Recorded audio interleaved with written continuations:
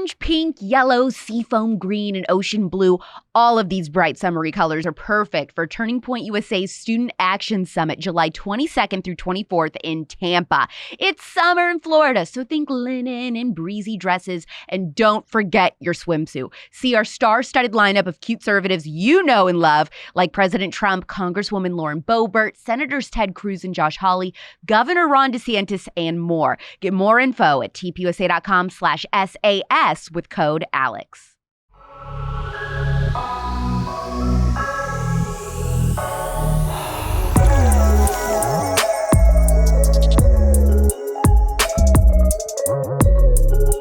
Do you think smoking drugs are cool? Okay. Since we're talking about trips, usually my idea of a perfect trip involves lots of Instagrammy places, a beach, an unlimited supply of incredible food, picture-perfect outfits. I mean, hello, you know.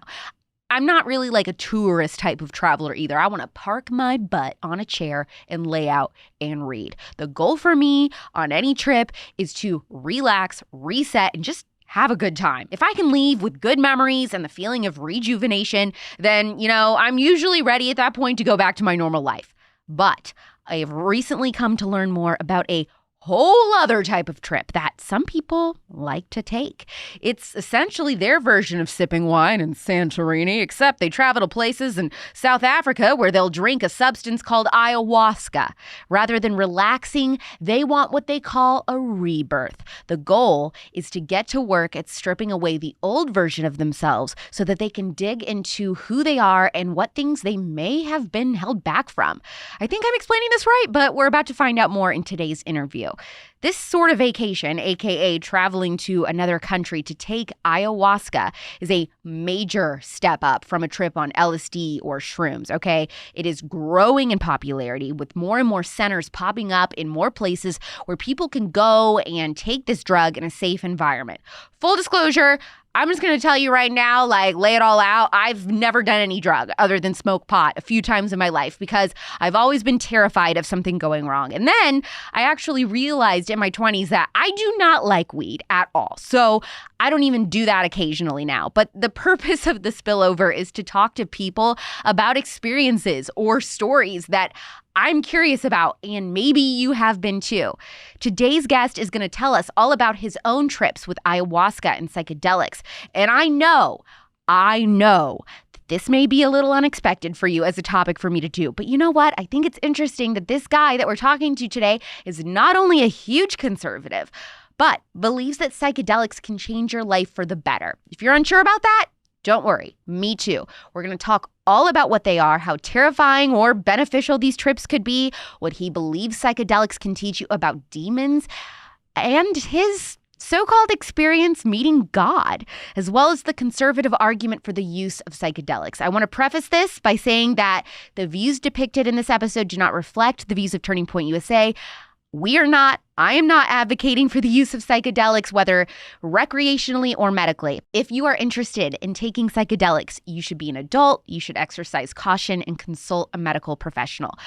I probably won't ever even do it, but I think it's cool to hear about the experiences of people who have. Now, this groovy dude that we're talking to today, his background includes extensive research on the topic. He takes his time, his steps, make sure everything that he's doing is safe. He's a filmmaker, his most recent project being the documentary Hoaxed, all about fake news. He's also one of the most trusted people I follow on Twitter for incredible commentary on not only what's going on in politics, but for wisdom on mindset as well. He's also the author of the book Gorilla Mindset, How to Control Your Thoughts and Emotions, Improve Your Health and Fitness, Make More Money, and Live Life on Your Terms. I'm very excited to have my friend Mike Cernovich on The Spillover.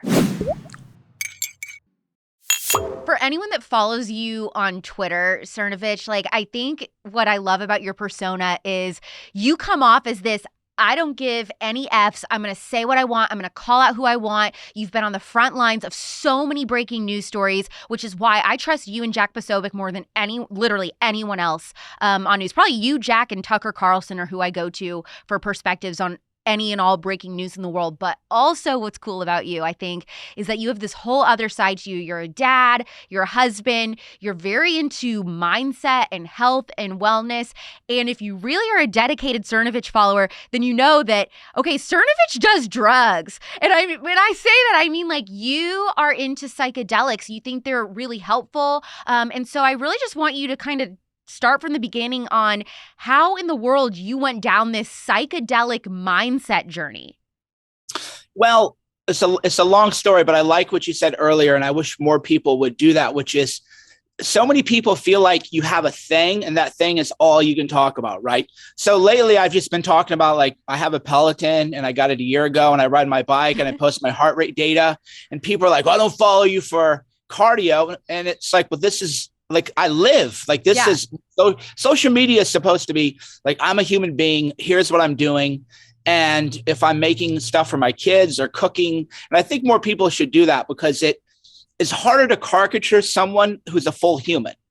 And I think that a lot of people, and this is before I maybe open myself up more, it'd be very easy to kind of caricature me as a scary guy who says offensive things and is very mean. And then you realize, no, that's not really the vibe at all. So I think that a lot, if you're any of your followers who are doing things like that, like you don't have to do confessionals, you don't have to like spill your guts about your most embarrassing trip to the bathroom or whatever, but you can open up a little bit more of yourself.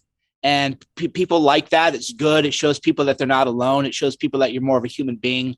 But I think that also does a really huge service to conservatives, is that we are not this stereotype of the left. Like, we're real people. We have real interests. We live normal lives, have normal interests. We're not just this 1D type of person, like what you're saying. And so that's what I love about you, is that you share any and everything about your life. And I think everybody, should, because there's not a lot of good parenting advice.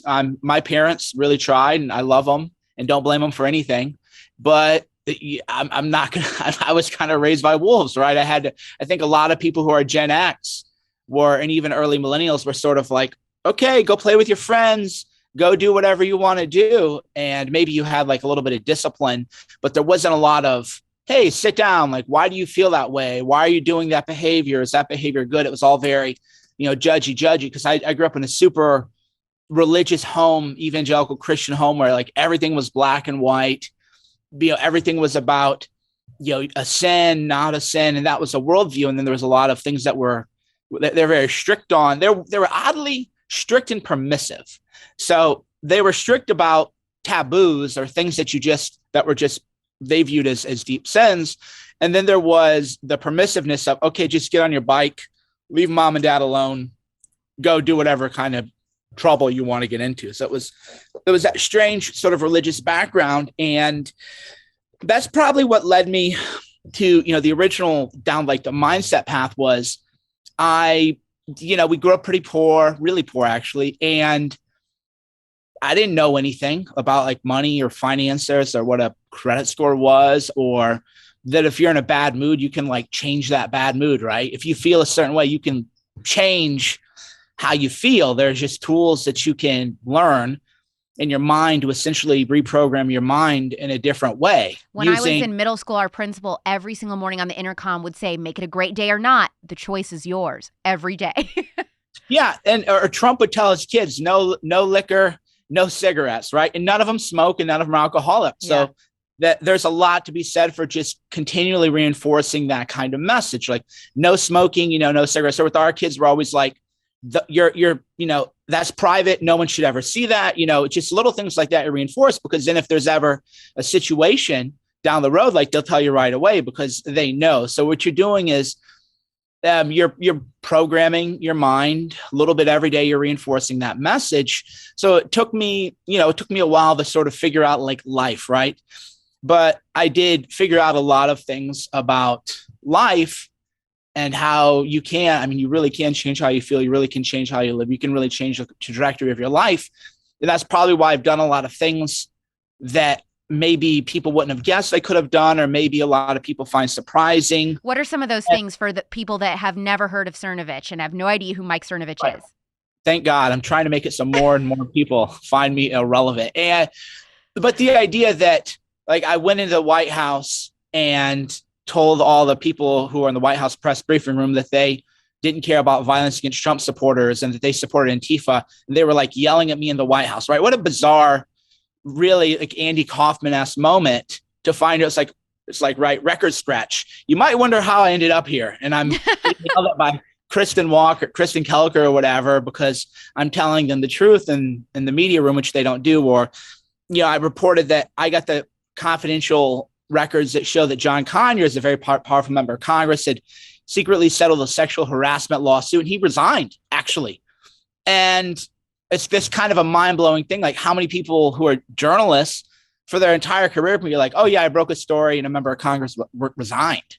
And it was a powerful member of Congress, right? Not a lot of people. So I find myself in those kind of situations. And really quick, as a side thing, could you talk about just a little bit the part you played in exposing the Epstein story? Yeah, that's another record scratch. How'd you get in here? So I was the first person to sue to obtain certain files involving Jeffrey Epstein. And what year was that? 2017, I think. Yeah, 5-6 years. So see, Jeffrey this is why I follow Mike, because he really does break things and is on top of these stories before anyone else. So yeah, Epstein, Mike, if you followed Mike, then you were hearing about this before anyone else.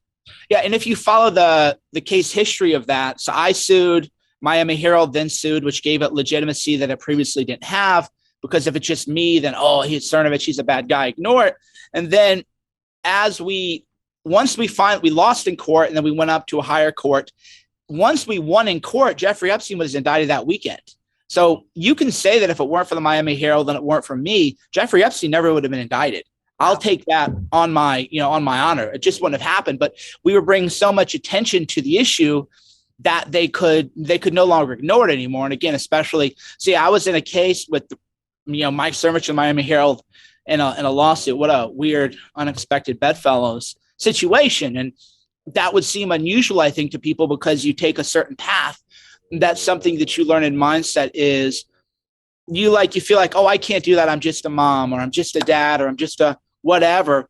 And the way that you define yourself using the language patterns that you use to define yourself limits you. So you want to define yourself really much more broadly, because you're going to grow into that identity. So people just say, I'm just a blank, because people tell me all the time, I can't do that. I'm just a, insert. Well, I'm British and the British people are this, or I'm shy. I can't do that. I'm too shy. It's like, well, I don't know. I mean, why do you think you're shy? Maybe you're just nervous. Guess what? Everybody's nervous. Everybody's shy, right? Like, you're shy. You're not really like special that you're shy.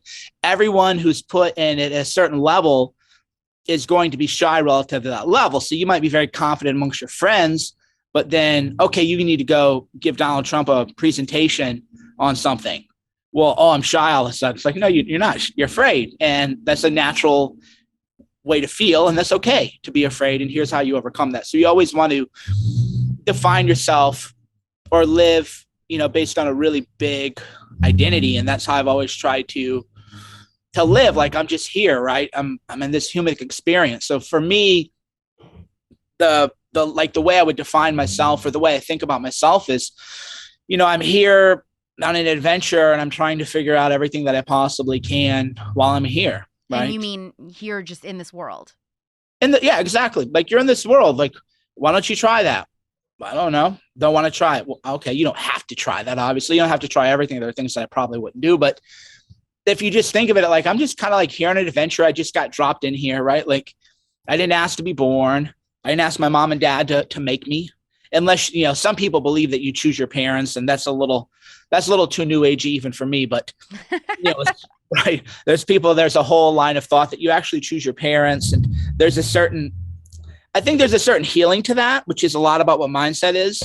The idea is, what if you chose your parents before you were born? If you thought that, then everything that happened to you by your parents that was bad, you wouldn't really see as bad.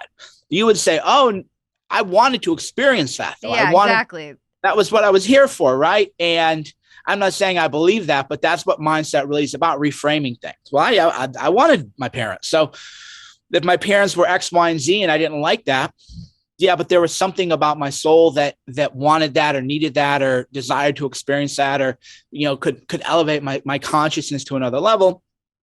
I don't know. But that's really what mindset is about, is reframing everything, reframing the language patterns you use to talk to yourself, to talk to others.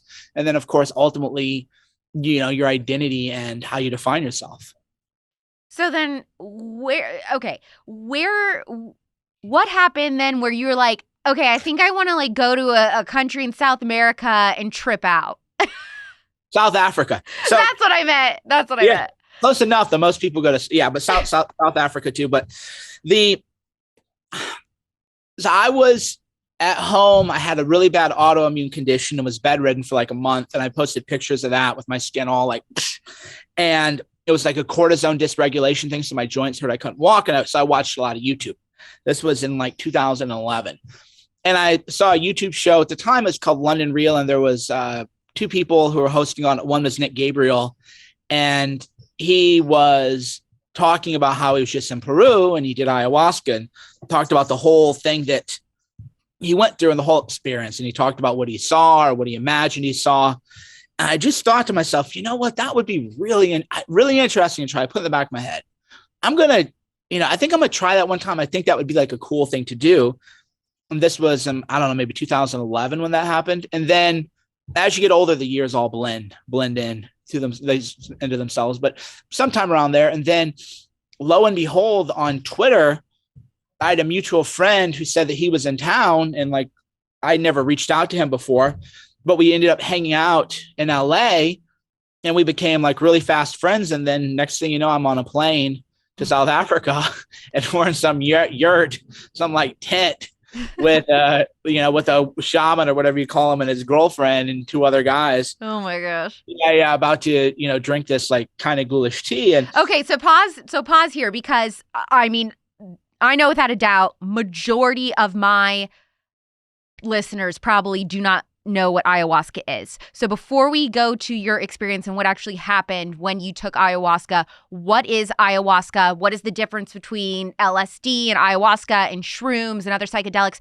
So just break down what it is exactly. Sure. And, and I'll also note that there's probably a lot of Christians listening to this. And I've read a lot of Orthodox Christians and their take on pharmakeia and realize that a lot of people consider it sinful. And I definitely respect that point of view. And I wrestle with it a little bit, but we can talk about that, further down the line. Why I do, because I think it's complicated. The church fathers, wouldn't think it's complicated. I think it's complicated. So we'll talk about that down the road. But yes, ayahuasca is the combination of two plants that were discovered in the Amazon, and you can blend them together. It contains DMT, and then there's a component in your stomach that breaks down DMT faster. But that's why people, when they talk about smoking DMT, they smoke it and they have a DMT experience for say 5 to 20 minutes. But when you mix these two components, it doesn't break down in your stomach. So it lasts for hours, right? And people will call it a hallucinogen. I don't know. I don't like that term, only because you see things that are clearly real in your mind. And you certainly are encountered. You encounter things that I believe are real. Entities, probably a lot of them are demonic, but you 100% encounter things that are real. But the way it would be described, if you Google it, would say, ayahuasca is the most powerful hallucinogen. It's a hallucinogenic substance, and it's dimethyltryptamine mixed with an MAO inhibitor. And because of that, you go into, a deep state of hallucination. And then would be contrasted with something like LSD, which is a synthetic, quote unquote, there's the word hallucinogen again, or psilocybin, or what people call mushrooms or shrooms, which is, another form. But a lot of people, myself included, have taken Nicole and saying something like psilocybin as like a plant medicine, right? Like, why is it a hallucinogen? So the way I look at it's like this. There are people who are like, oh, we're going to Coachella. I'm going to eat a gram of mushrooms and rock out. Yeah. And so many people I know have done that. Yeah. And that's the perception of these compounds. Like, I know a lot of my friends my age, oh yeah, I did shrooms at a Fish concert, right? Okay, but is ayahuasca tripping on shrooms is nothing compared to the trip you have on ayahuasca? Yeah. And it's child's play. It's just a different, depending on how much. I mean, you could do what's called a quote unquote heroic dose of mushrooms. where you do experience a lot of the ego death and a lot of the other experience. You have a lot of the other same experiences. But yeah, if you take a gram of shrooms and you go to Coachella with your friends, you're having fun. You're maybe seeing some visuals. You're feeling a little bit more love. You're hugging people. You're feeling that more connection. But it's a completely different experience between one, ayahuasca, that's not even comparable. And then two is, if you just like took a gram of shrooms and put on an eye mask in a quiet room in your house and just like what's going to surface, that would be a completely different experience and a super powerful, potentially transformative experience for people. So they're used for different ways, but for the most part, LSD, shrooms, we use like socially. Hey, I'm with my friends, we'll eat a cap and a stem or something like that and have a good time, or it's like MDMA or something, right? But using them as a medicine is a completely different experience. So someone who, because I don't want to lead anyone to do things, that I don't want to lead anybody astray on their Christian path or whatever religious path that might be on. But if a person has, done that Coachella thing, I don't know, maybe just put on an eye mask and listen to some just very calming, not like music that the words to that you're going to jam out to, but some, chants or something like that, Gregorian chants, whatever your music of choice, or listen to nothing and just see what surfaces. And you're going to find that sounds terrifying to me. Just see what surfaces. I don't. That's the thing, though, Mike. I'm already a nut job. I'm a nutcase in general. I'm scared to take and eat hardcore drugs like that and see what pops out. You're talking about seeing demons. Why would anybody voluntarily say, I want to get high and see demons? Well, and that's the issue is on those smaller doses, you are going to see less. You're going to just see more of yourself. So if you do, say, a cap and a stem, and, depending on tolerance or whatever, and you put the mask, things are going to surface, issues at work, and you just have to sit there with it. But you can take the mask off and go to the bathroom and grab a sandwich and get right back in. So you're not, on ayahuasca, you're gone. You're in la la land. Yeah. What is it like? I mean, do you lay on the floor for 8 hours? I mean, describe at least that part. For the ayahuasca or the mushrooms? For ayahuasca. Okay. The ayahuasca is a totally different experience. So if you go there, there's different, traditions, practices that people use. Some people use, different musics, flutes. Other people use more, you could be in a room with like a Sonos, right? Or you could be in a room with somebody playing a flute. But everybody kind of like circles around and you're handed this like cup of, the only way I can describe it, the taste would be make a double espresso and then leave it out for like 3 days. Ew. Yeah. Yeah. And then drink it. No, I'm not. I couldn't do it. I'm too much of a picky eater for this drug. It's horrific. Because you can't add anything to it. You can't sweeten it up. You're not putting in stevia drops. It's about 2 or 3 day old espresso that you just left out. So everybody, depending on their ceremonial practice, you get your little cup, a couple ounces down the hatch. And then you sit there and you think, that was the stupidest thing that I've ever done in my life. Oh, gosh. Why did I just do this? My life was fine.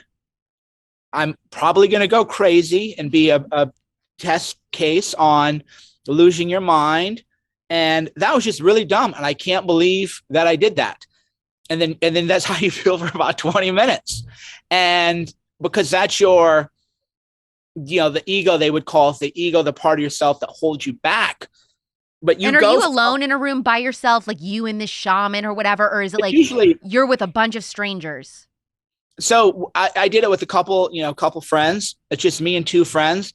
But yeah, there are people, there are places in Costa Rica that would be more like suited for you, where they cater to the higher class people. And thank you. You can have that as a compliment.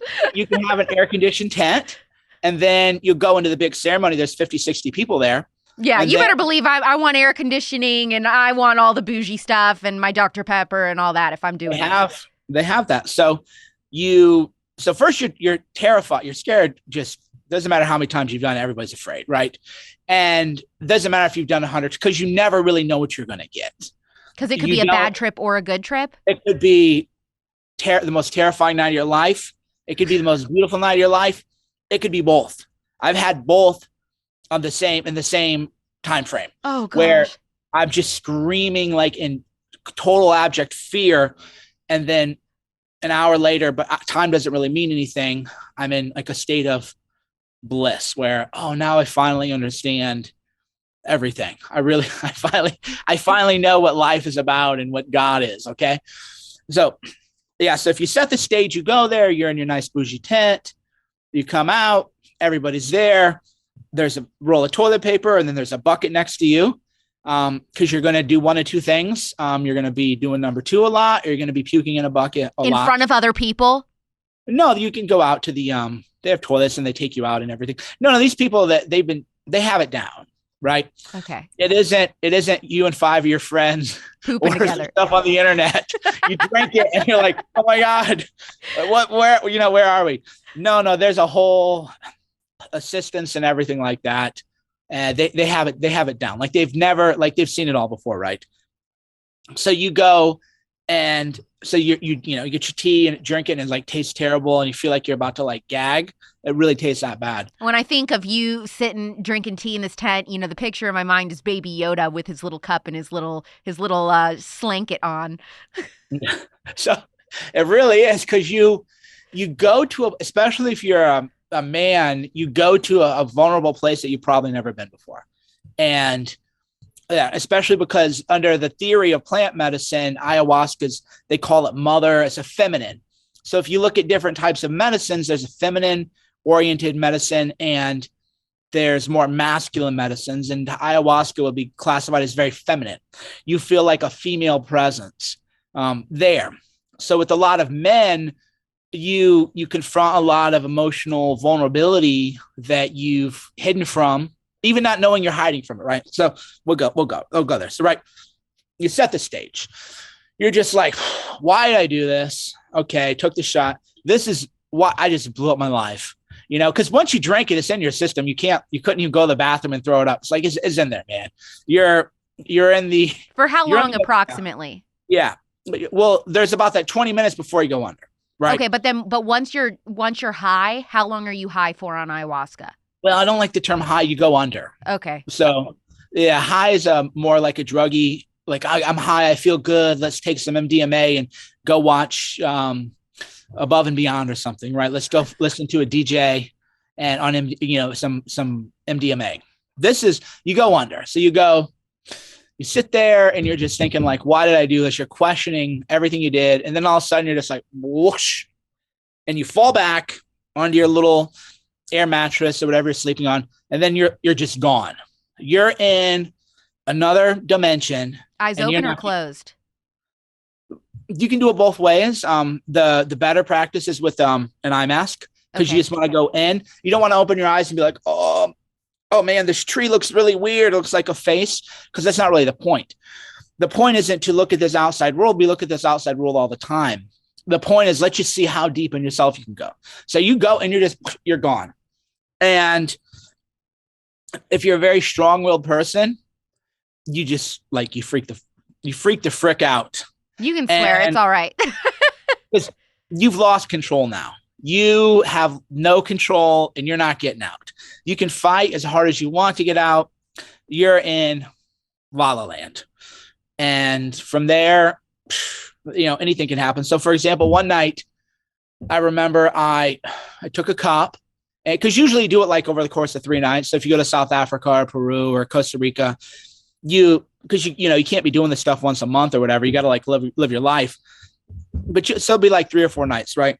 So, and even if you have a quote unquote bad night, you got to go under the next night. Like you can't wimp your way out of it. You have to go. So, one night, I drank the tea and I'm like, why did I do that? This is stupid. All that self-doubt that comes in whenever you do any kind of goal, right? Because you feel that way when you're like getting in shape. Like, why am I doing this? Like, why I'm at the gym? I'm never going to be like a pro athlete. That's just that lower being that we have, the lower being of our consciousness or spirit, whatever you want to call it, really creeps in whenever you're doing something with a certain level of intensity and novelty, and tries to talk you out of why you starting this business. Most businesses fail, right? You're probably going to fail. Your friends will laugh at you. Why? Right. That comes up with any time you do anything challenging. So you're just in la la land, and it might start off like one time it started off great for me. I just closed my eyes and I saw these fractals, and they call it like quote unquote sacred geometry, but let's try to use blue language, like fractals and shapes and colors. And I got a body high like I'd never gotten before in my life. And I thought, I've never felt this good. This whatever light show that I'm watching is the most amazing, even though I have eyeglasses on, this is amazing. I'm going to have a great night. I'm just, wow. I feel bad for all, because you hear other people throwing up. Like, I feel bad for these poor suckers throwing up because I'm having a great ride. And the next thing you know, it's like end scene. And then you're somewhere completely different. So it's very much like when you watch a show or a movie, it's like end scene, boom, new scene. I'm like, and the purging is different because it's like nothing you've ever felt. It's a different feeling than just being sick. It's some deep level of throwing up that you can't stop and you can't control. So then you go like, oh God, you start the purging. And then that's when you're going to get in the work, because that's the early sign that traumatic memories are going to come up. Ooh. So then so that's when you're like, okay, the party's over. Great. So then that's the same night again. That's just in one night, you might have 15 different scenes. So then you're like, oh no. And you're aware enough just for like a second, but early in the night, you can't get back out of it. You fall right back down. You're like, oh no, oh God, here we go. Fall back. And like I would encounter like tormenting entities is the only way like to describe them. You can call them archetypal if you're more Jungian or Jordan Peterson type. You could say it's that archetypal, because if you see everything, it depends on how you see things. If you see things through a Christian or theological perspective, they're like, oh yeah, you're seeing demons. This is why they tell you don't use these kind of compounds at every major Christian religion would say don't do this kind of stuff. You're seeing like entities. If you're more secular Jungian or something, or someone like Jordan Peterson who sort of straddles the fence a little bit there, you would see like you're encountering like your shadow. You're encountering like the lower self. Describe what these demon entities look like. I mean, is it just a scary face, or are they interacting with you? Are they tormenting you? Yeah, it's more like a voice or a presence. You don't really, in my case anyway, I didn't see this ghoulish face like you see in pictures or whatever, but just like it's like somebody like whisper in your ear. It's like, you're never gonna get home. You're never gonna see your family again. I have you trapped, right? Things like that, and you hear it. It's not. That's why again, like hallucination. You're like, no, this is very real. And if you think this is like a hallucination, then tell me what reality is, and tell me why reality is real and this isn't. But this is real, and that's why if you look at or you read books or on people and they try to study it, they were completely flabbergasted. There's a book called DMT, the Spirit Molecule, where they tried to like study this, and they, would intravenously inject a certain amount of DMT in people, and people would come back and be like, okay, I just figured out my life. And they're like, what do you mean? Like your blood pressure was fine. Like, what do you mean? You just figured out your life? Like, no, dude, like I totally figured it out now. Like, here's 5 things in my life that I was doing bad, that was living on a bad path, and I can't do this anymore. And I have to do this. And I encountered elves, and I encountered insects and arthropods and all of these other snakes and everything else. And they're like, okay, well, we don't really know scientifically how to study it. So you like encounter entities that torment you. So the tormenting at the time, when you get out, you understand why you went through it, because you do come out. The only way I was through is what you heard people say. And the idea is that in life, if I say, this is like the mindset world or any kind of secular coaching or even spiritual counseling, if a pastor or a mindset coach or a book you read said, hey, like, what do you value most in life? You'd be like, I mean, I value my family, and I value my husband, and I value this. And then be like, okay, well, let me see how you spend your time. Okay, you're scrolling IG and you're yelling at your husband or wife, and like you're ignoring your kids and you're having them watch TV, So when you go through, in my case, I was told like, you're going to die. You're never coming back. And I believe that with all my heart. I believe that I'd died, that I no longer existed, and that I would never come back to this world. And I just was like crying. Like, I don't have, no, I have stuff to do still. I have more to do. And you're like begging and pleading with whatever, God, the universe, the tormentors, whatever you want to call it. And it feels emotionally, by far the most emotional experience I've ever had in my life. And I'm not someone who's hid from emotional work. I'm not someone who goes, oh, real men don't cry. I don't, you read my stuff. I don't do that bravado, right? Don't cry too much in front of your girlfriend or wife, because, she'll maybe think you're weak. But the idea that you can't have sublime experiences is anathema to everything I teach. So this is it's just a deeply emotional experience where you think, okay, you're gone. You're going to hell. You're going to die, and you're going to go to hell, and you're never coming back to your family, and you're never going to see anyone ever again. And you're just like begging, like, I want to come back. Like, let me go back. I want to come back. I have more stuff to do. And then insane. And now you're somewhere else. I don't beat around the bush. If you have followed me on social media or listened to my shows at all, you know I'm not a healthy person. In fact, I'm the opposite. I didn't even drink water until a month ago when I started drinking chlorophyll, but I'm taking baby steps to pay a little more attention to where my food is coming from, which is why I have a meat subscription from Moink. Moink meat is antibiotic-free. They do not use growth hormones, do not feed GMO grains, don't alter or doctor the color of their products. There are no solutions added to their chicken, no sugar in their bacon or breakfast sausage, and there are no nitrites or nitrates in their products. Moink farmers farm like our grandparents did, so Moink meat tastes like it should. I love it, and I know you will too. Keep America farming by signing up at moinkbox.com/spillover. This week is the last chance for conservatives to get free filet mignon for a year. This is the final offer to get the best filet mignon you'll ever taste free for a whole year. Go to moinkbox.com/spillover. That's moinkbox.com/spillover. I feel like this sounds like the worst thing that somebody who is struggling with anxiety and depression could do. But I already am anticipating you would say, no, doing that and subjecting yourself to that is the best thing somebody that is struggling with suicidal ideation or anxiety or depression should go through. So could you explain that argument of why or why not going under and taking ayahuasca would be beneficial for someone struggling with those things? Okay, so a responsible facilitator would be like, are you on SSRIs or any kind of psychotropic treatment? And if you say, yeah, they would say, like, I'm sorry, that we can't really do this because it's an MAO inhibitor. And there is the risk factor for people who are past a certain age, like say past 30 and have never had a psychotic breakdown, minuscule. But if you've had a psychotic episode, then, they have different ways to help, but the full on, the full experience isn't really right for them. But if you're a person who's not on psychotropic medication and other things, and you have a lot of anxiety, then why do you have that? How do you interrogate that? Right. That's even where smaller amounts of mushrooms can help people. Like, where's this anxiety come from? Well, maybe you were molested as a kid and you repressed it, and you don't even know that. And then you engage with these plant medicines and you go back and say, oh, now I realize, well, like, I don't trust people. I didn't realize that it happened. I'd hidden it, or I'd run from that, or I'd repressed the memory. I know that repressed memories are controversial and everything, but there's a sense that you might have something surface. That's why we talk about going under and not getting high, because you're going deep within yourself. And then you might say, oh, now I understand why I feel this way. This is why, because I'm afraid of this thing happening again to me.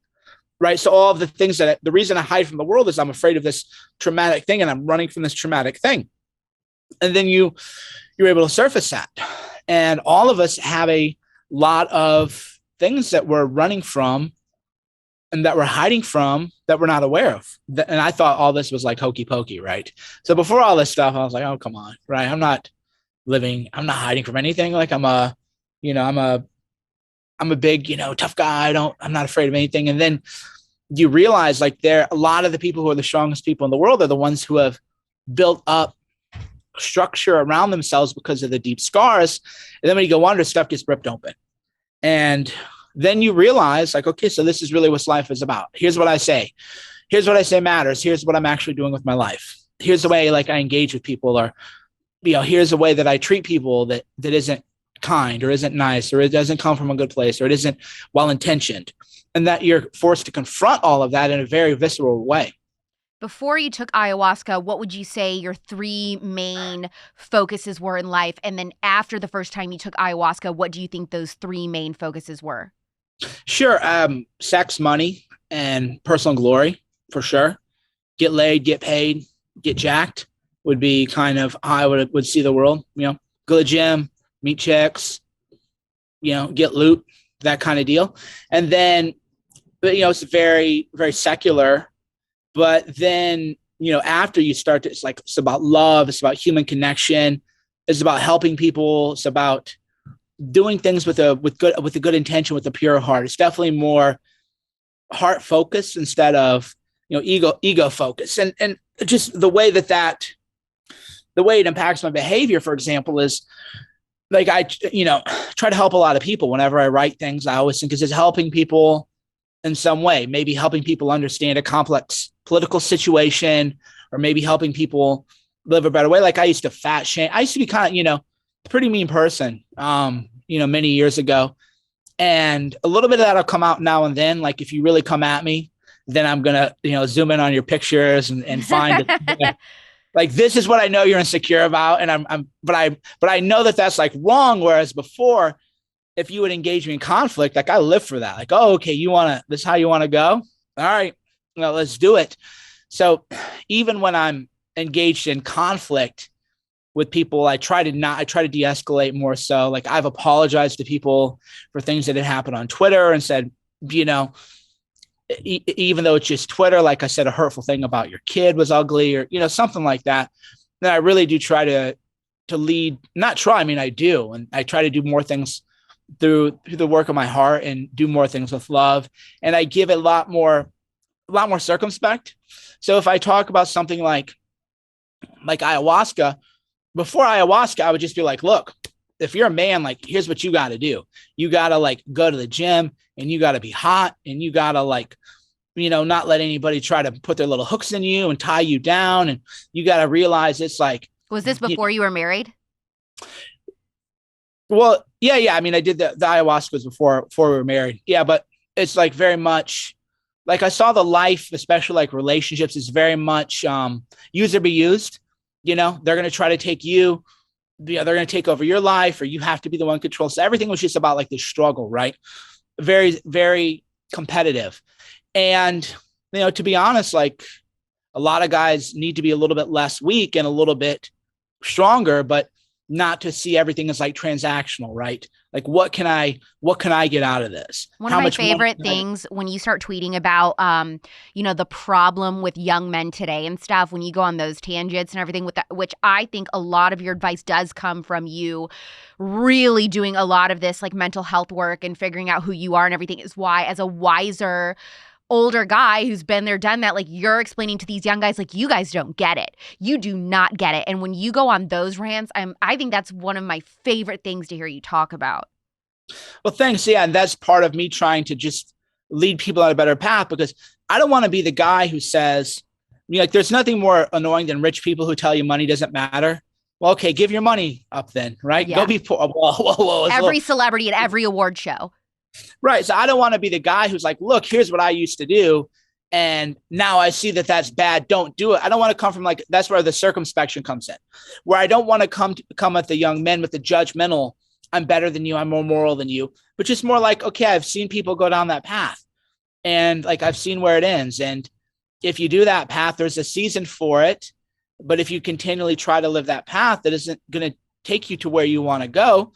So maybe if you're on that path, I'm not going to tell you to change it right now, but maybe, maybe you ought to think so. Maybe you ought to think that you can change it a little bit. And that's where the circumspection comes in. Even when I talk about stuff like ayahuasca, I tell people, I'm not telling you to do it. I'm telling you probably shouldn't do it. I'm telling you that I'm all downside. I'm trying to scare you into not doing it. I'm telling you that it could be a sin under your religious tradition, right?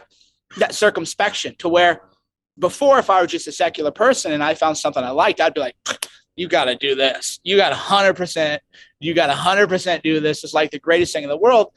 But now instead of being in those absolutes, I always try to think in terms of, I don't know, maybe they have like a different position, or even like when I would tweet stuff, right?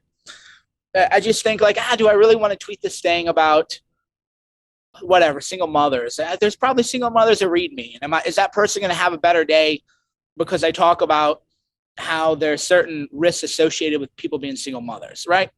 So I don't know. Do I just want to ruin someone's day? She's like struggling and then she reads it. She knows it's hard. And now she's reading like depressing stats. But then the flip side is, you do want to tell people that healthy nuclear families are a good thing. And that if you're a woman, you should really ask yourself, is this guy going to be a father?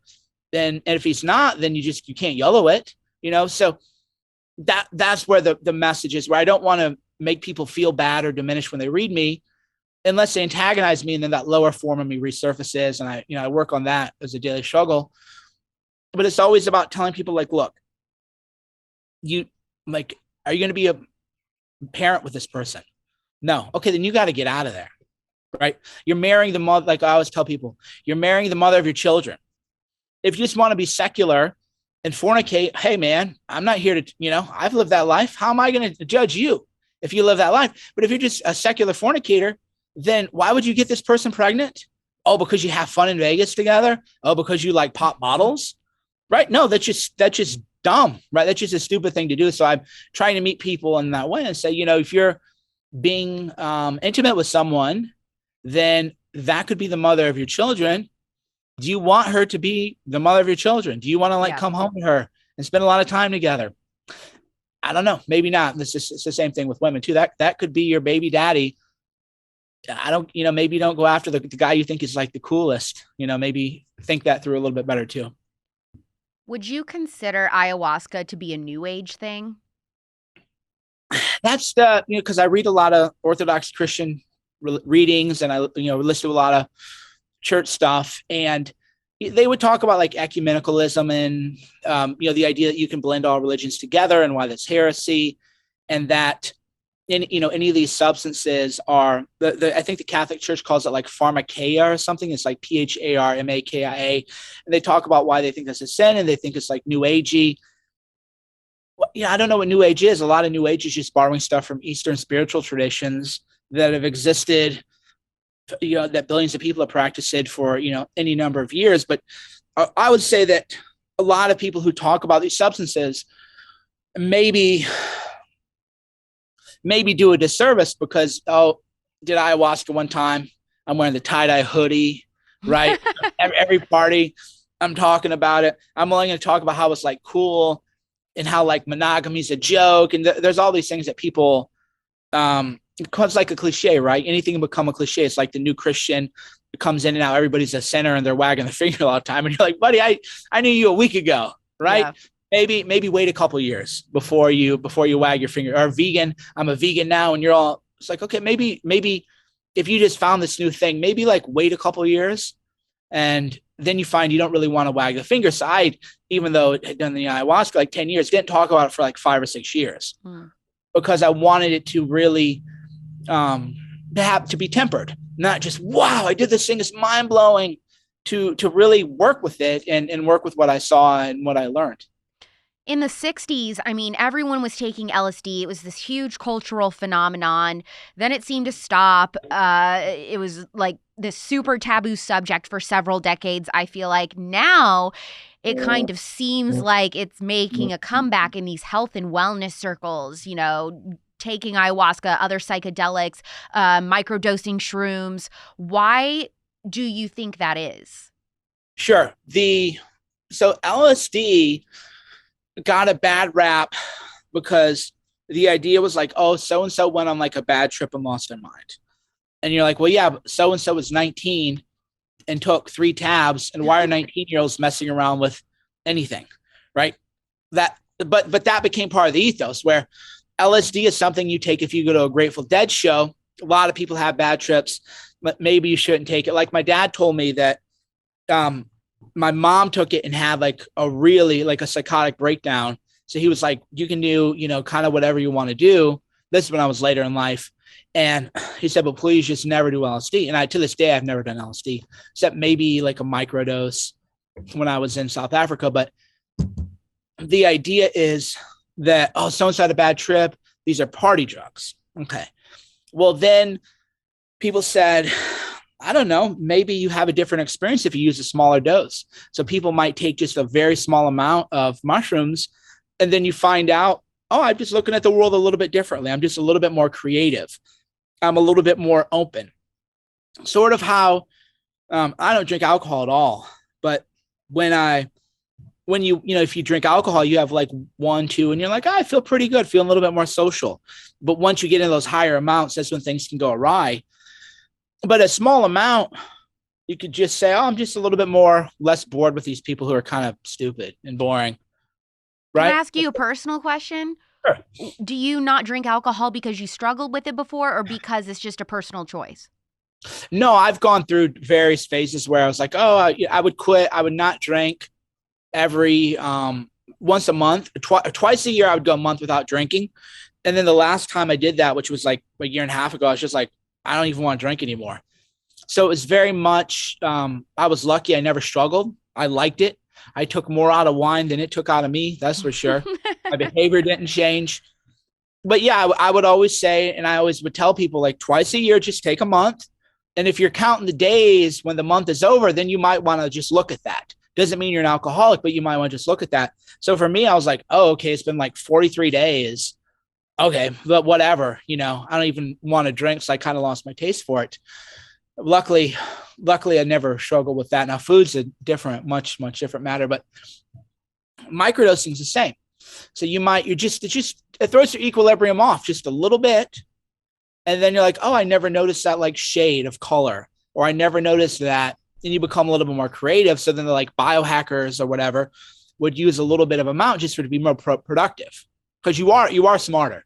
That's 100% a microdose with you're definitely smarter. Well, because I just wondered, the reason I asked about the alcohol thing is because I was just curious. When you talk about ayahuasca, you say it's more like a medicine, and you talk about it more like this wellness thing, as opposed to, like you said, it's not getting high. Like, right. Those are very different. So I didn't know if you consider like alcohol and things like pot or cocaine or whatever, okay, and heroin, like those are all a separate thing. And then ayahuasca would be like a third party, totally different. Like, I wondered if you thought if someone struggles with addiction and other things, if doing ayahuasca would be a good idea or a bad idea. Sure. A lot of veterans go. And so one of the big charities that we raised over $100,000 for a year ago, and as a charity that I support, it's called Vets, VETSs. And they take veterans who are like not even necessarily alcoholics, but in many cases, veterans are alcoholics, opioid addicts. They take them down to Mexico. It's all very legal. And they do something called iboga. And iboga is a approved medical treatment, at least in Mexico.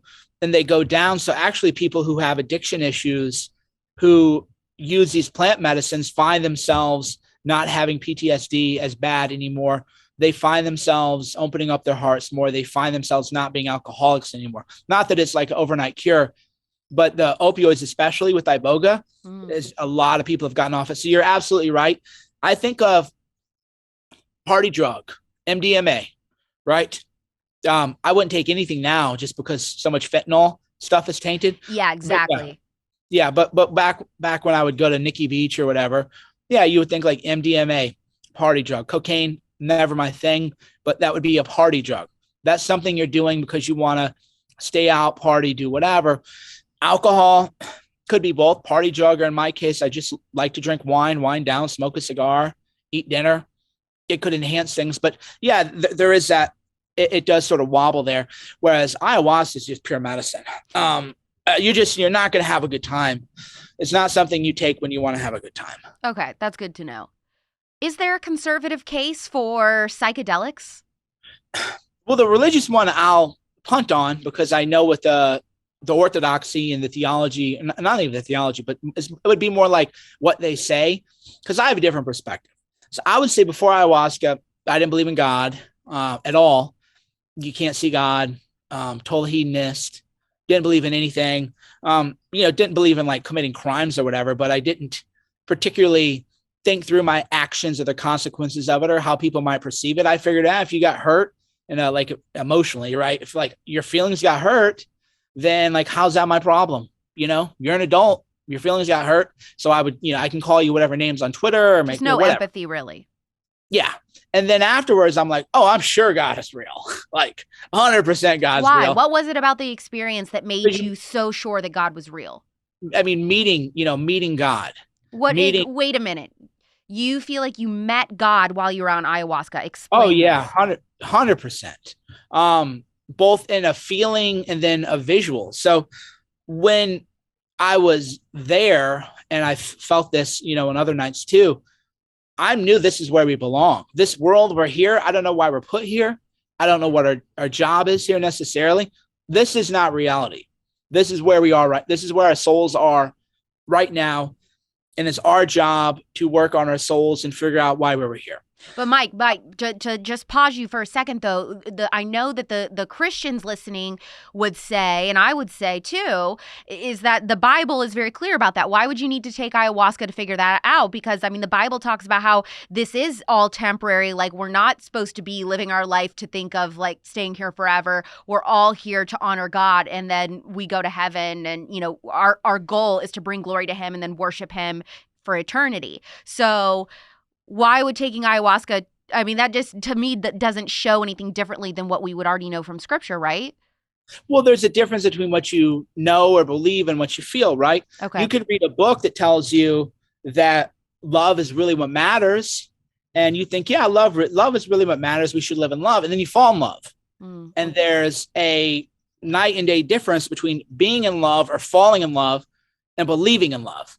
So faith is, because, there's two ways to look at faith.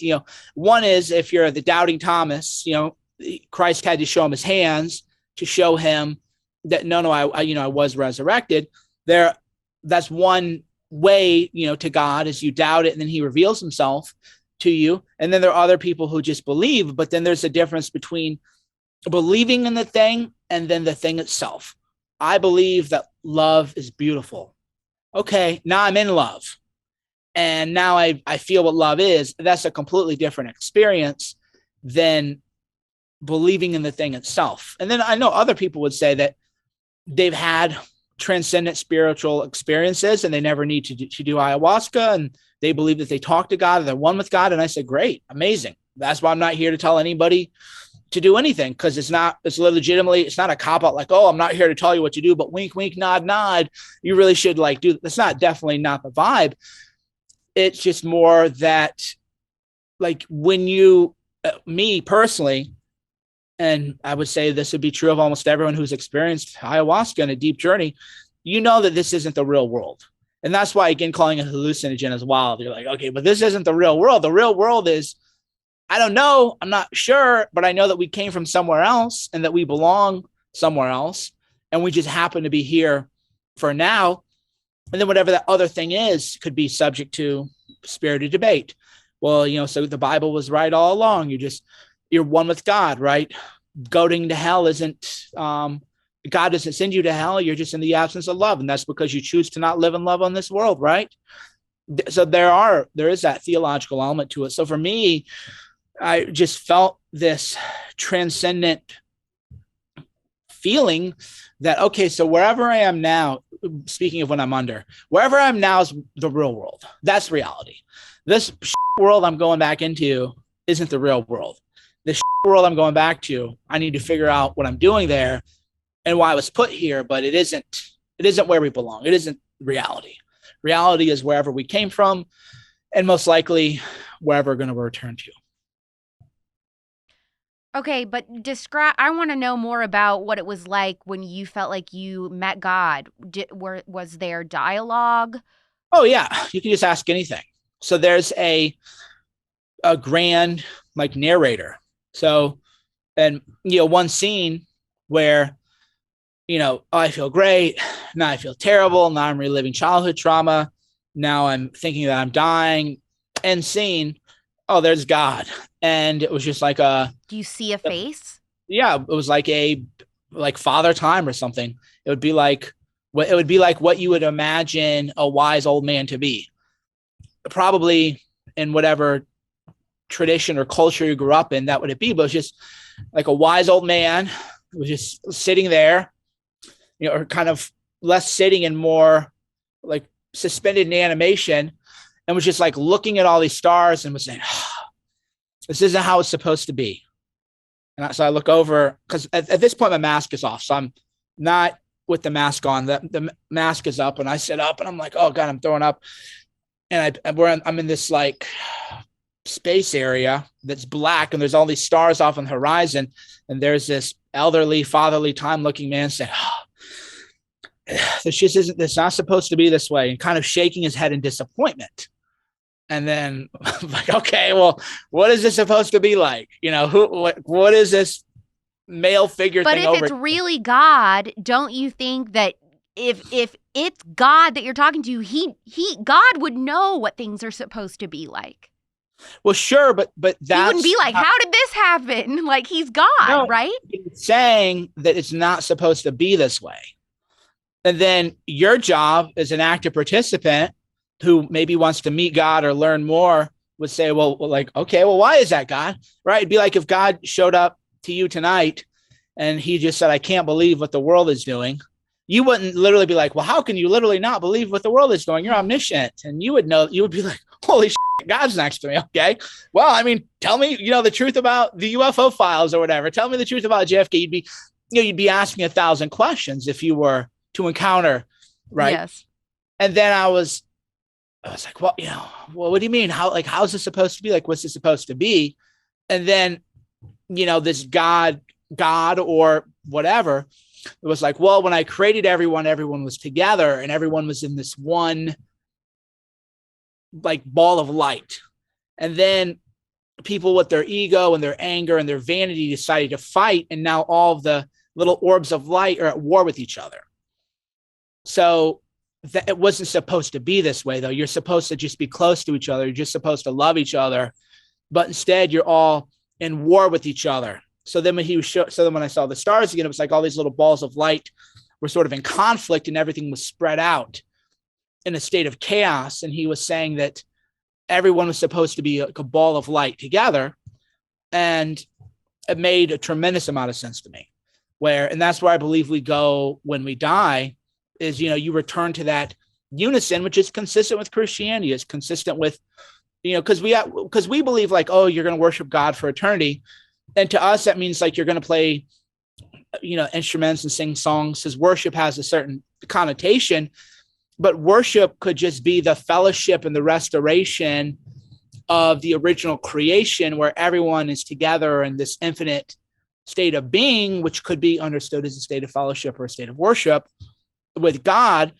Let me take us on a different connotation where, as people say, well, if God is all powerful, why does he need us little rodents to worship him all the time? Because there's all these apologetics that would, explain all of that and defend all that. But then to me, it made total sense. Like, no, I mean, we were created this way. We were supposed to be this way. Lucifer fell. There was wars. Angels went one way. Demons went another way. Now there's a spiritual conflict. And then in the end, we just return to that original state of being, the being of light, love, connection, eternal connection, which is where we're supposed to be. Did your religious views change before and after going under? Sure. Like it went from just definitely like kind of like, you believe in God, how cute, right? Like a Reddit atheist meme to like, oh yeah, there's God's 100%. It's not even, there's no question that God is real. Now the skeptic in me is always, well, who am I to say what God is real? And the way I reconcile a lot of that is I don't spend time telling people we can't be gay or whatever. I don't spend any time doing that because I've done enough sin in my life. I just focus on like, I met a God who I believe is the Christian God. And I believe the Christian God is the real God. And if other people believe in other stuff, because when you go to these other places, you realize like, you can attest to this. I'm a confident person. In the other world, we are nothing. We are so completely insignificant. We're not even an ant. We're not even a microbe in the infinite. So the idea that I know the one true God and whatever you believe is wrong and you're misguided, I don't do any of that stuff. Like I believe it's a Christian God, and that was what was revealed to me. And the way I live my life is try to be a better example. Don't always succeed in that. I'm not saying that I'm even close to perfect, but that's how I kind of try to live, is live with a little bit more love, lead with a little bit more love, have a little more compassion, a little more circumspection, be a little bit more decent to other people. And that's how I would practice my faith. If somebody is thinking, okay, all right, Mike, like I've heard what you have to say. Maybe I'm in a place in my life where I am interested in taking ayahuasca. What are just a couple, like, hey, this is what you need to know or figure out before you do it, or some tips on like how to do it safely or where to go or whatever? Sure. The good news is there are places in Costa Rica, whole retreat centers that are very reputable, because you have to go to a reputable one, especially if you're a woman. Yeah, that's sure. the scary part is because this is becoming so popular, it seems like there is a lot of sketchy stuff too, places you do not want to go to take this, people that are just trying to make a quick buck off of you, and you're going to have a terrible experience. Bad stuff is happening. And that's why with what happened with LSD might happen with ayahuasca now is, people are telling me there's a place in Tennessee and it's just some random farm. And I was no thanks. Yeah, I'm not saying you can't do it there, but people are on Reddit essentially organizing retreats, and bad things don't happen. But there are places in Costa Rica, Peru, that you can find them on Instagram. They're very nice centers. It's men and women. It's not some creepy thing. Like nobody's going to crawl on you or whatever. Cause you have to, What? I mean, you're completely vulnerable. So you have to know going in, oh, okay, whatever happens when I take the medicine is going to happen. Like there's no, you're going to get through it 100%. Again, if you're honest and you haven't had these psychotic episodes before, and with that should be screened out, but you're going to get through it, and it might not be an easy night, but it'll be a meaningful and significant night. And then for me, preparing to go in, it really is about like intent. Just why am I doing this? Like my life, like when I went under my life, I thought I actually had it all figured out. And by objective metrics, it's like I did. I had money, the hot, whatever, the things that you aspire for in the secular world. Like I had all that. And so I'm going through and I'm just thinking like, why am I doing this? Like I have everything I need. Like, what's the point of all this? And then for me, the answer was just, well, cause I'm afraid to do it. And I want to confront that fear, and I want to find out where that fear comes from. And I want to be fully exposed to that fear. And that's what ultimately brought me to do it. But a lot of it is, just as the intent. Here's my intent. My intent is like, I feel like a little flat in life, or I feel like I don't have enough love in life, or I feel like I don't treat people right, or I feel like I'm alcoholic, or I feel like I'm addicted to opioids, or I feel like I'm whatever, not living in enough dimension. And then it's about focusing intent. That doesn't mean you're going to get that. But there, speaking of ayahuasca, there's a great Morgan Freeman video that I see when I spend too much time on Reels. And I make fun of people for watching sports, but my Instagram Reel habit is pretty awful. It's so addicting. Yeah. But there's a Morgan Freeman one where he said, if you prayed to God for more patience, is God going to give you patience? No, God is going to give you the situation that lets you build patience. If you prayed to God for a way to overcome your fear, is God going to take away your fear? No, God's going to make you afraid. God's going to put you in situations where you feel the deepest fear and you confront it and then you overcome it. That's the way God is going to work. And it's very much the same situation with the plant medicines. You're going to encounter things you didn't want. You're going to encounter things you never even thought would ever be. I've seen things that I was like, I didn't even know that was anywhere. I've never even thought about that. Like, where did this come from? But things like that will surface. And then you confront them because you're on a different timeline. A minute doesn't mean a minute, right? It's the longest night of your life. You can think, and then of course the wildest thing is when you come out, you're out. There's so many mind-blowing experiences about it, but that was another thing where I could have been under before we started this podcast, and you wouldn't even know.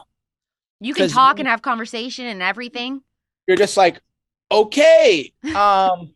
I just went from being tormented by demons or whatever. Okay, I'm just back. Okay. All right. Okay, I guess I'll have a glass of water or that Dr. Pepper you mentioned. Okay. I'm just here, and you're fully back. It is a completely, there's no hangover. It isn't like you're coming down, you're on the come down from Molly or something where, okay, I feel the come down and look. No, you're back. And then that usually happens usually it's about, depends on where you start, between 7 and 9 p.m. But let's say you start at 8, by about 2:30 and 2:30 in the morning to maybe 3:30, you're just back to reality. And Any then you wake side up, effects at all when you wake up in the morning? I mean, are you super dehydrated? Do you have a pounding headache? Like, what happens the next day? mind blowing. You're just back. It's completely, that's one of the weirder experiences actually, is how you're completely back in reality now. And there's no come down, there's no hangover, and just, okay, here I am. All right. And then the real work is now deciding if the messages that you received or the experience you have is going to translate to the real world. Because it's just like if you become a Christian or something. A lot of people have very deep emotional experiences, right? A lot of people, they cry, they're weeping, they really feel that connection, but that doesn't last, right? Then it's about consistent practice, right? It's about integrating that in the work. And it's the same thing with this stuff. Is you're like, okay, like, here's what I learned, here's what I took back, but you still have to live your life. It doesn't do the work for you. It shows you the way in a horrific, a truly terrifying manner of experience. And then here you are now, get back to work. This is why you're here. What is your Twitter? Could you spell it and explain for people that don't follow you why they should follow you, what you offer on Twitter compared to other accounts? Yeah, my Twitter is my last name, spelled Cernovich. And why people should follow me on Twitter is a tricky question, because I feel like I undersell myself more because I reached a higher level of prominence than maybe that I wanted. But I would say that you're going to see things, I promise, on my timeline that you're not going to see anywhere else. I can attest to that. Yeah. Yeah. So it's not just like the hot take of the day. Sometimes I don't even do a hot take on the things of the day that maybe are important. But when you go there, you're going to experience the whole, what is he on now? This doesn't even make any sense. Like, why am I even following this guy? Yeah, absolutely. Well, is there any other really big, exciting things that you have coming up this year? Any more movies, documentaries, books, anything like that? Or you're just doing your dad thing right now? Yeah, well, in keeping with what we talked about, I have a third child on the way. I taught my 5-year-old how to ride a bike. I do a lot of cardio and I do work stuff and I hang out with my kids, and I don't, the grand ambitions I'm not really feeling, but so many other people are in the conservative world. And I'm glad, because I feel like I don't have to. I feel like there's less responsibility now because so many other people are doing so much great things. Absolutely. I also think, just are you open to getting some DMs from conservatives that may have listened to this and said, I totally disagree with this guy. He's a new age kook. He has no idea what he's talking about. Are you free to debate and talk about this? Or you're like, don't even bother me with that crap. You're blocked. Well, I would just say that whatever objection a listener has, I think that I've raised. I'm open to the possibility that you believe that it's a sin. I'm open to the possibility that you believe you're opening up to demonic influence. Some things are just objectively wrong. The idea that, you're just going to have a bad night and lose your mind because so-and-so did. And it's like, well, yeah, but so-and-so was on psychotropic medications and didn't disclose that, right? So there are things that are, you believe, and I'm sympathetic to that, but there are things that are just not true, right? There are things that are just incorrect. In that case, have fun. You can argue. You can argue with whoever you want. Argue amongst yourselves. Argue in the Conservatives Facebook group about it. Exactly. Thank you so much, Cerno, for doing the Spillover. This has been a really fun conversation for me to have, so different from any other interview we've done so far. And that's what I love about this show, is getting to have these conversations that might make some people in the conservative movement raise their eyebrows. But like, hey, we're always freaking tweeting about and preaching about, making memes about how we're open-minded and we're willing to have conversations with people we disagree with. And then when it comes down to it, I feel like sometimes in the conservative movement, everybody like pearl clutches. So, I think this is interesting. Do I think I'm going to do ayahuasca? Probably not. But I still think it's really cool hearing your perspective on it. And, some conservatives might be like, yeah, I've done it before and I'll do it again, or I'm interested in it, or who knows. But it's still cool to hear your take. So I really appreciate it. Yeah. And I hope that people just take away the message, which is, hey, if you already have it figured out and you're already living with love and you're already connected with God, good for you. I'm not telling you to do anything else. I'm just explaining what I went through, where I was and where I am now. And if you don't agree with it, there's really nothing to disagree. It's just where I am. I'm not telling you what to do. I'm probably telling you, don't do that. Talk to your parish first before you even think about this kind of stuff. So if you're mad, you're just mad at my own experience, which wouldn't make any sense to me. Thank you so much, Mike, for coming on. My pleasure. Do you feel like you're tripping? I kind of feel like I'm tripping. Like, that was crazy. One of my favorite conversations. I like, honestly, every episode is so good. And people ask me, like, what's your favorite episode? And it's like, I cannot pick my favorite child, but this is definitely up there just because, oh my gosh. I mean, talk about getting into something that I am so unfamiliar with and learning something new. And look, I'm just going to tell you, I love Mike. Theologically, I really don't agree with him on a lot of stuff. The meeting God stuff, I don't know that I personally agree with him on or think that that was possible, but maybe you do or maybe you don't. Either way, I really liked, just his whole thought process and mindset on, taking psychedelics, why he thinks they're beneficial, why he thinks they've helped him. All of that was just riveting conversation to me, even if I kind of disagree with him on the religion stuff. But hey, that's all right. I don't necessarily agree with every single thing that my guests have to say, and I'm sure they don't agree with every single thing that I've ever said, but I adore him. He's always been super cool to me. I am very, very excited to hear your thoughts on this episode. I already know that a lot of you may be like 100% disagree, but I really do hope that you can appreciate the conversation for what it is. Like I said to Mike, sometimes I feel like conservatives talk the talk about how we need to be open-minded and listen to other people, and we don't really walk the walk. And I really like that the Spillover, at least I hope, and I want the Spillover to kind of be really walking the walk in that, so to speak, and just having conversations with people that we don't always have to agree 110% on, every different iota with, even if they are conservative. So, I don't think I'm personally going to do psychedelics. First of all, I don't like puking. That's not really fun. So the whole purging the bad stuff part, I don't think would really work out for me. Also, I'd have to confront some wild imagination stuff. And like I said, a lot of you know how my mind works, okay? And that's when I'm totally sober. So can you imagine what ayahuasca would do to me? I can't. I would see hamsters the size of King Kong. I would think that a serial killer was trying to get me, and I do beaches, not jungles. They would definitely lose me in a jungle. But for those of you who are adventurous in a psychedelic sort of way, what did you think? I want you to leave a 5-star review on this episode, if for nothing else, just to be like, hey, I really appreciate that Alex and Turning Point USA are facilitating really unique conversations in the conservative movement that I'm not getting on any other podcast. And the conversation fascinated you, even if you're like, but everything else Mike said, I totally disagree. Or Mike has opened my eyes, and I'm really interested in looking up and going to South America and doing this whole ayahuasca trip thing. So either way, I want to hear about your experiences. Don't forget to keep the conversation going in the Cute Conservatives Facebook group as well. The Spillover is back next Thursday at 9 p.m. Pacific, midnight Eastern on Apple Podcasts and Spotify. And you have the option to watch the episodes every week live on the Politics YouTube channel and participate in the chat there. I'm Alex Clark, and this is The Spillover. Love you, mean it. Bye.